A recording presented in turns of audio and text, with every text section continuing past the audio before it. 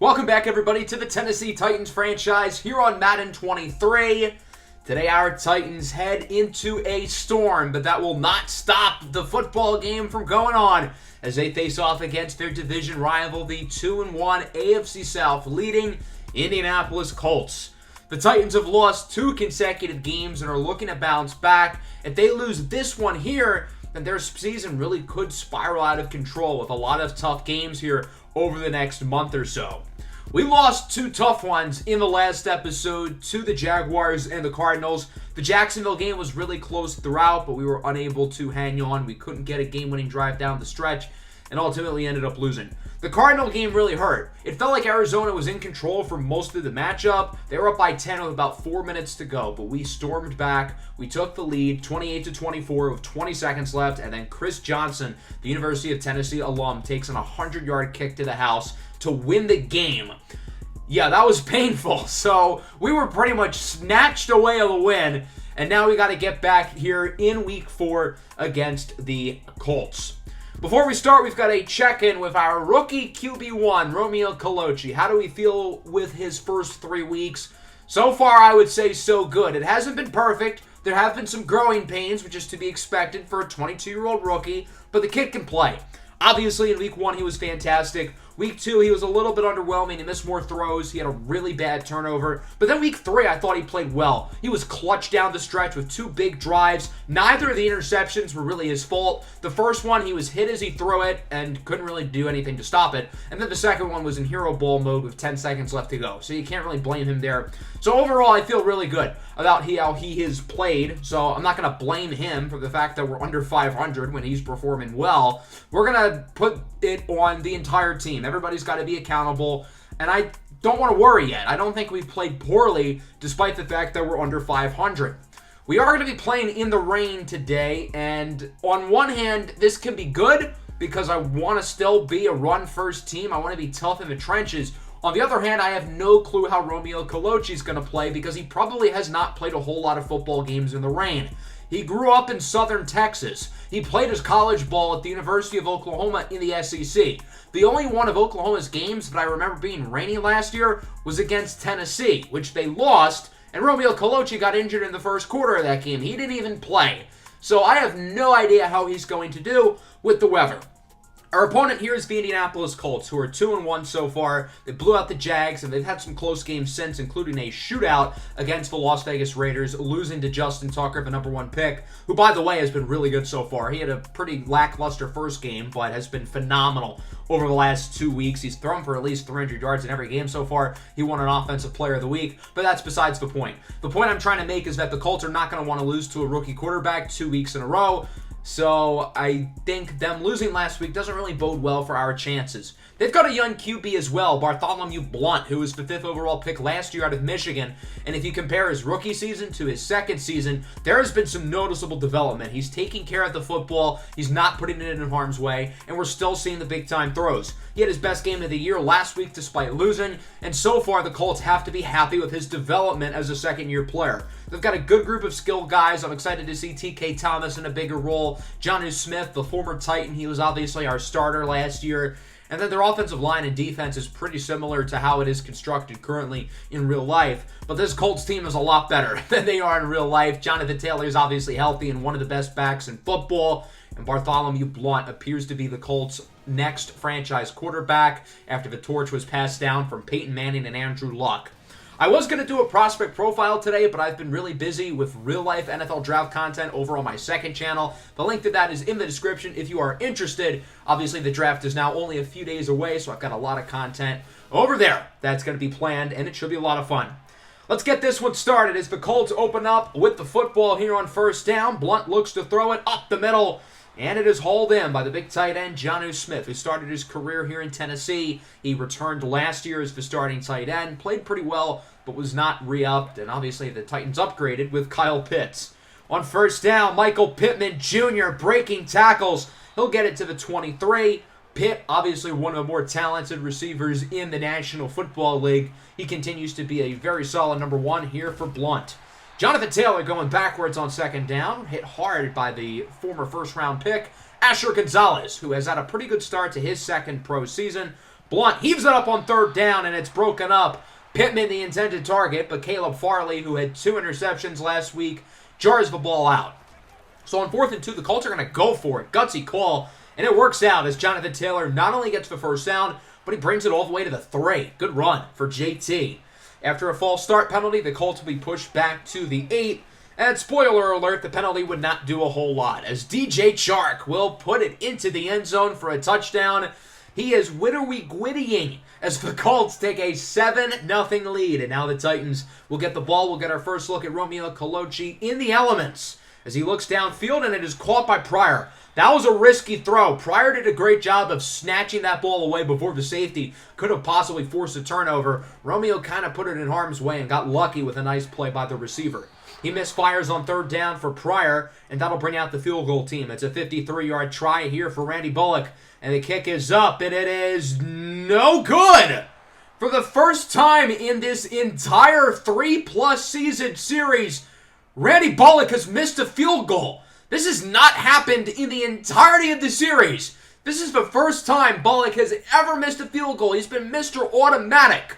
But apparently that doesn't apply to when the weather is bad and it's super rainy and it is super windy. Don't forget, there's a ton of wind. It's like 12 miles an hour. Blunt connects with Jonnu Smith once again for a nice play. The Colts have a real opportunity to take an early lead here in Tennessee. As on third down, Blunt under pressure. His pass is broken up. Caleb Farley just has been able to find the football like no ever. Ever since, he was drafted, really. He's a free agent at the end of the year and surely will get a monster payday, presumably from the Titans, you would think. The Colts tack on 3, and they are now ahead 10-0. Very solid first quarter here so far for Indianapolis. So the Titans have it back, 2nd and 5. Blunt goes short. It's caught by Hot Rod Pryor with room. He gets a block from Bryant. There goes Pryor down the field. He'll take it all the way for a 70-yard touchdown. And the Titans are on the board. What a play after the catch by Hot Rod Pryor, who really has taken a step up in his second season. He played great in the first game against San Francisco, and he's already got 2 huge plays in the first quarter of this game, including a now 70-yard touchdown to put the Titans on the board. And shout out to Elijah Bryant for making that final block to give Hot Rod Pryor enough space to put on the Jets. So the Titans are on the board. It's now 10-7. Blunt on third down is sacked. Devontae Turner Jr. and friends in the backfield with the play. I think you're going to see Trey Hendrickson get credited with half a sack as well. So the Titans are really starting to find a groove. The first 7 or 8 minutes of this game were pretty rough. Now they're playing well. On third down, Romeo has pits open and misfires downfield. Colucci doesn't look super poised throwing the ball in the rain so far, as on fourth down, the Titans are going to fake the punt. And C.J. Ham does not get it. A weird call to end the first quarter by head coach Zebediah Phoenix II. The Titans very rarely fake a special teams play. How often do you see that? So the Colts are going to look to take advantage with this good field position as they're in field goal range within 1 play of the drive. Jonathan Taylor gets it to the 29, and that'll wrap up what has been an interesting first quarter. I think that'd be one way to put it, as the Colts lead 10-7. Into the second quarter now. First play of quarter number 2. Blunt looks up the middle. It's caught by Chark again, and Bartholomew Blunt looks really solid for the most part. 7 of 12, 94 yards, and a touchdown. Chark has gotten active early. Jonnu Smith's made some plays, as has Michael Pittman Jr. On second down, Blunt rolls out to the right, and he is sacked. Harold Landry makes the play as Alexander Ekwueme is injured, the young defensive tackle who's taken a major leap so far in year number 2. He was a preseason standout, and that has carried over to the regular season, so it sucks that he's hurt.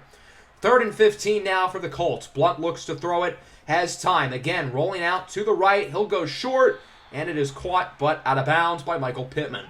So the Titans get the stop in the red zone. In hindsight, Tennessee obviously shouldn't have faked the punt. They should have just punted it. That way the Colts probably don't score 3 points here, but they do, and it is now 13-7. Tennessee will get it back, trailing by 6, 9 minutes before halftime. Derrick Henry on first down loses a few in the backfield. The Titans are not getting the ground game off to a good start. That's not ideal. 2nd and 12, Colucci under pressure as the pocket collapses, and he is sacked by DeJuan Smoot, forcing a loss of about 8. The Titans' offensive line not doing them any favors so far early today, as Colochi's going to take a shot downfield, and it is caught by Quinn Crew.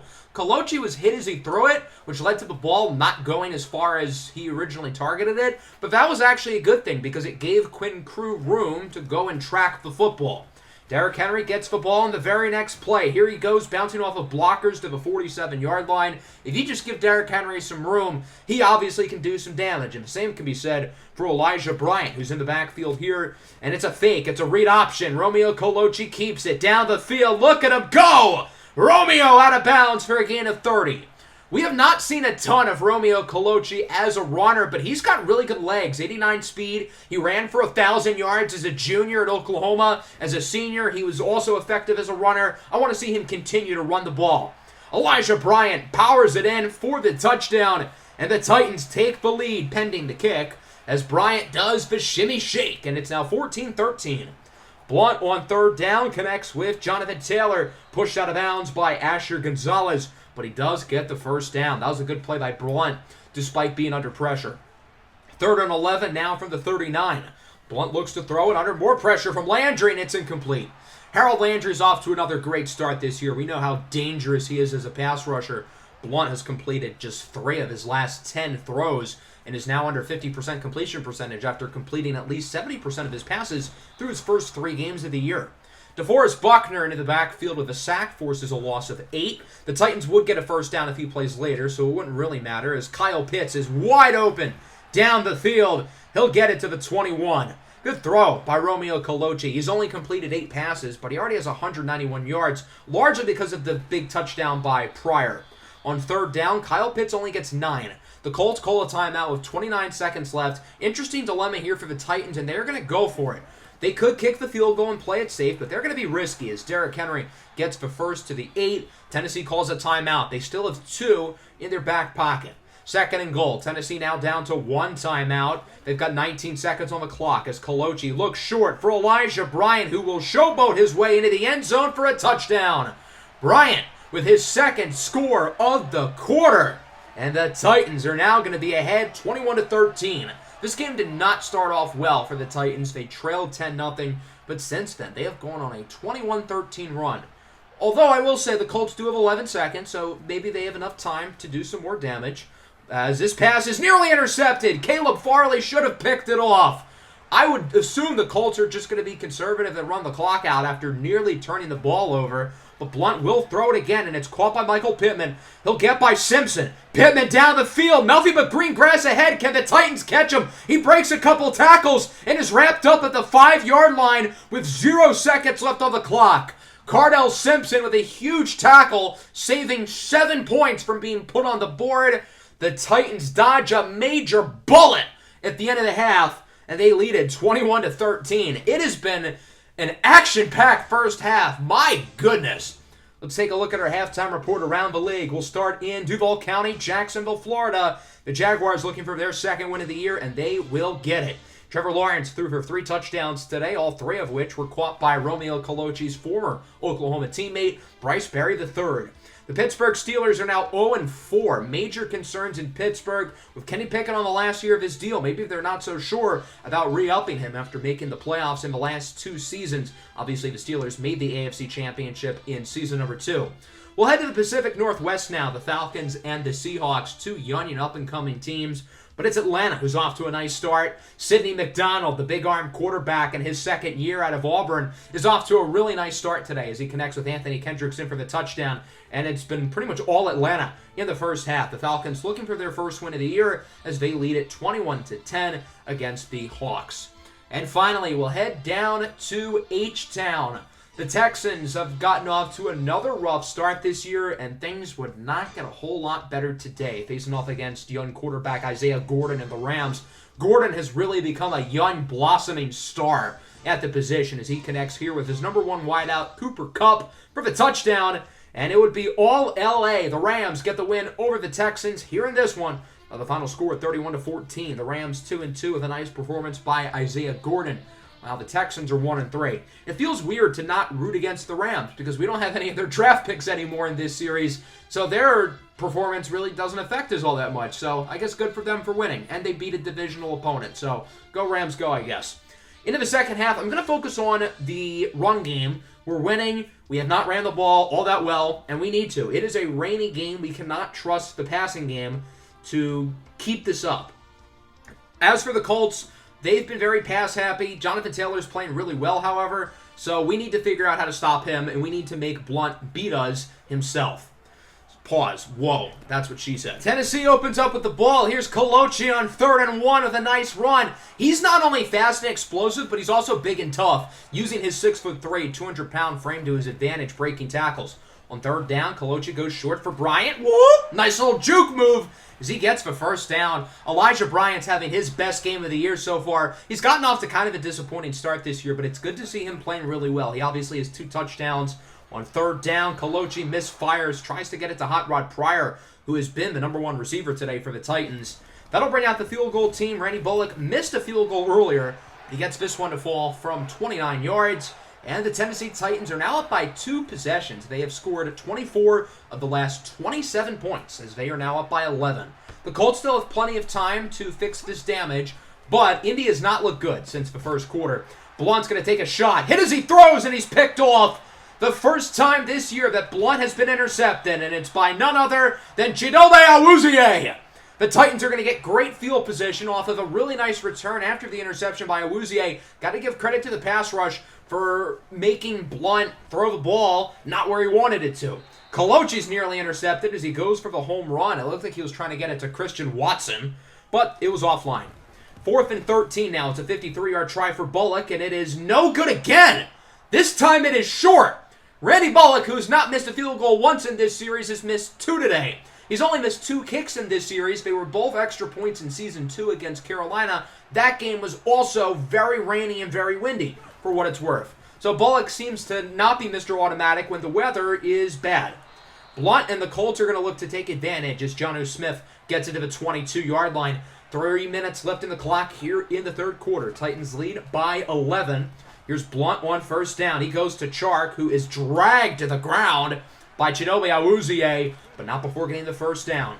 Following play from the 12, it's Chark again, and he is in for a touchdown. DJ Chark with his 2nd score of the game. He's going to do the gritty once more, and the Colts are going to go for 2. They're going to try to make it a clean 3-point game as Blunt's pass is caught. Michael Pittman able to haul it in despite Chidobe Awuzie right there behind him. And Indianapolis is now only down by 3. We've got ourselves a ball game here in Nashville. On 3rd down, Colochi's going to go for the home run ball again, and it's nearly turned over once more. Romeo's been oddly really aggressive today. I think he needs to maybe pipe her down a little bit. He's trying to do too much. The Colts get it back. Here is Blunt into the hands of Jonnu Smith, who gets it to the 40. All the momentum that the Titans have built over the last quarter and a half is quickly evaporating. Romeo Colochi's trying to play hero ball, and the Colts are playing really smart football at the moment as Michael Pittman on the final play of the third quarter gets it to the 14-yard line. And that'll wrap up quarter number 3, 24-21. We've got a tight one here in Tennessee. The Titans have the lead, but the Colts are marching on the doorstep. They're in the red zone. This is anyone's ball game. Blunt on 3rd down is intercepted. Amani Ward, the rookie, with his first career interception. And here he goes down the field. Will Chark catch him? I don't think he will. A 90-yard pick 6 for Amani Ward, who flips into the end zone, and the Titans are back up by 2 scores. What a play by Amani Ward, the 2nd-round draft pick out of the University of Georgia.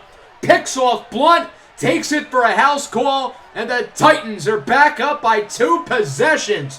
What a big play by Amani Ward, who is a very versatile defensive back. He's played a ton of different roles for the Titans, and he makes the biggest play of his pro career so far, and honestly one of the biggest plays of Tennessee's season up to this point as he jumps the route for Chark perfectly, picks it off, and the Colts are not going to catch him in a foot race. And of course, that flip into the end zone was top-tier cinema television. So it's now 31-21 after a great defensive play by the rookie, Amani Ward. On 1st down, Blunt under pressure. He is intercepted again. Akeem Davis Gaither this time for Tennessee. Blunt has now thrown 3 interceptions in the second half alone after not throwing any interceptions in the first 7 quarters of the year. And now the Titans have all the momentum back. On third down, Koloci's trying to do something with his legs, and he actually gets a pretty nice run, gaining around 6. Kenny Moore hurt on the play, as that'll bring out the field goal team. Randy Bullock has missed 2 field goals today, but this is a pretty easy one from 32. And that looked a little bit shaky, but it is good. And it is now 34-21. So Blunt has now turned the ball over on back-to-back passes. He's got to figure this out. He does not look good at the moment, as he's going to lose yardage on second down, wrapped up by Trey Hendrickson, who's having himself a very nice game along the interior. 3rd and 11 now for the Colts. Here is Blunt. He will connect. A risky throw, but it is hauled in for the first down by Tutu Atwell, all 5'6" of him, although he doesn't look all that short in the game for whatever reason. Blunt and Taylor are in the zone as this one is caught by Chark, who's been one of the Colts' best players today. He gets it to the 30-yard line. The Titans really have not been able to cover DJ Chark at all today. 3rd and 2, Jonathan Taylor with a nice move, weaving his way through defenders, breaks a tackle, and he is in for a touchdown. And this game just got interesting again. It's only a 1-possession ball game. So now the offense has an opportunity to try to choose some clock and win this game. Over the last few weeks, the Titans have played from behind. Now they're playing from ahead. We'll see if they can keep this lead, and this is a pretty good start. Look at King Henry go. Henry gets it to the 41-yard line. A nice gain for the King. 3rd and 9. Kolochi looks to throw it. He'll go short for Hot Rod Pryor. Did he get the first? They are not going to give it to him. And that's going to lead to an interesting dilemma here on 4th and inches at the 50.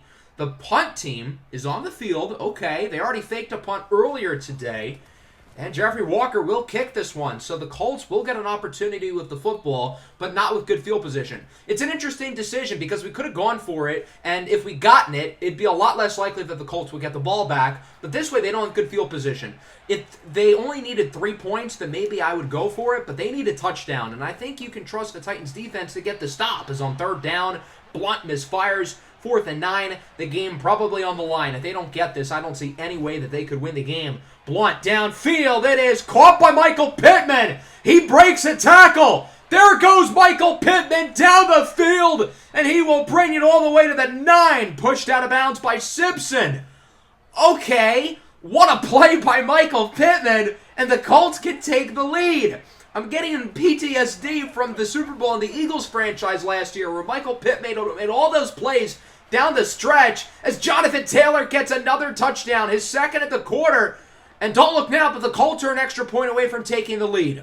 The Titans are used to playing from ahead. They were up by 10 points here in the 4th quarter after the pick 6 by Amani Ward, and now they are losing. And now the offense needs to do something as Pitts drops it on 3rd down. That was a really good throw, too.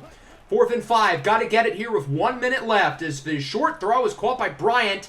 I don't know if he got it, but they will give it to him, so the Titans get to keep moving. Kolochi has Hot Rod Pryor somewhat open downfield as he gets into the 32, and Evan Smith is hurt, forcing the Titans to call a timeout. That's a great play by Kolochi. While going through no huddle, he's able to find enough space for Hot Rod Pryor, who's been awesome today, to make the catch. Now that Tennessee's basically in field goal range, they're going to try to run the ball as they have to call another timeout with James Daniels injured.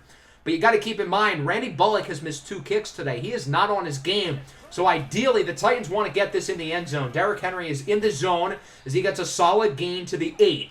Tennessee does not want to have to burn that timeout. They go no huddle as it's a handoff to Henry, and he is in! The King has entered his castle. Touchdown, Derrick Henry. And the Titans take the lead with 15 seconds to go. What a dramatic 4th quarter in this game. But it is the Titans who are now winning, and they will go for 2. Trying to take a 7-point lead. It's Elijah Bryant this time, and he gets it. The running backs clutch for Tennessee down the stretch. Henry and Bryant with multiple big plays on this drive. So now the defense just has to get one more stop. I will say, with the big kick return touchdown last week, anything can happen now, and we know that.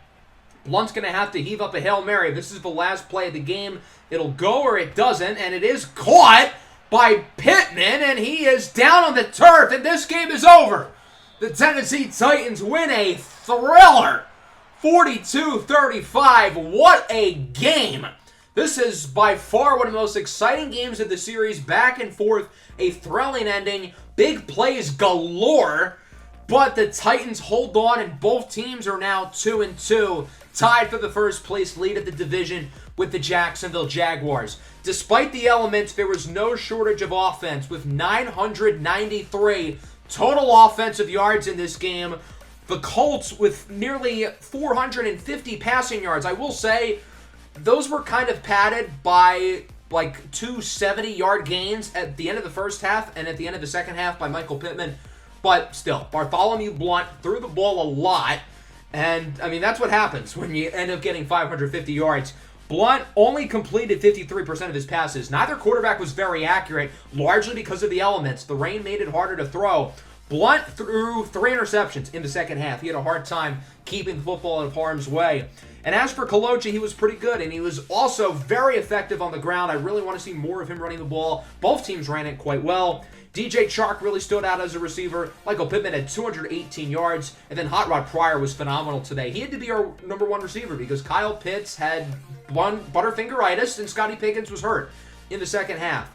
Last week, Scotty was the one with butterfingers. This week, it's Pitt. So it's really nice to have a guy like Hot Rod Pryor who's really coming into his own as a ball player. Defensively, it wasn't perfect, but we made some plays. We had 3 interceptions in the second half, and I think the pass rush was more than fine. Amani Ward, obviously, with the huge pick 6. But how about Randy Bullock missing 2 field goals? A lot of crazy storylines in this game, which largely goes back to the weather. Before that, I do want to talk with our QB1, Romeo Kolochi. Really proud of the team for the win. And I think Romeo's got to feel good about how he played. Yes, he wasn't the most accurate, but I think you can give him a pass because Blount, who's been super accurate this year, also was inaccurate. And I think it's largely because of the weather that not only affected the throwing of the ball, but it also affected the receiver's ability to catch passes. So the weather certainly made an impact today. We were able to feel the rain and the wind, but it ultimately ended up creating a really fun game, which obviously we were ultimately able to get win. You got to give credit to the big guys, although the running backs did make some big plays down the stretch. Derrick Henry was super clutch on that last drive, and Elijah Bryant scored twice in this game. He had his best day of the season.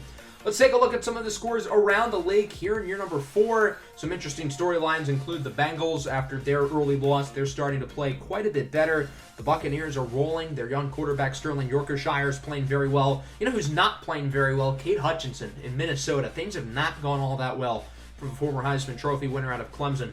As for your players of the week, we've got some Ohio State Buckeyes and some LSU Tigers. Justin Fields and Chase Young in the NFC. Joe Burrow and Patrick Queen in the AFC.